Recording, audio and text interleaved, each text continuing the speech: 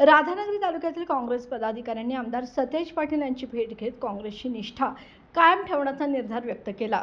आमचा डीएनए काँग्रेसचा आहे, काँग्रेस कधीच सोडणार नाही असा शब्द त्यांनी दिला।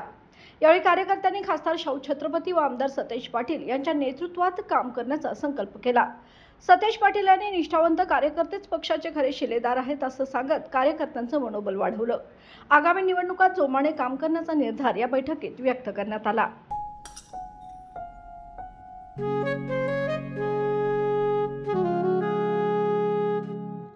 बाबा, आज येताना बासुंदी घेऊन या ना। अगं, कालच आपण आईचा वाढदिवस होता म्हणून आणली होती ना। ऐकलं, गोकुळची बासुंदी पुन्हा खावीशी वाटतेय।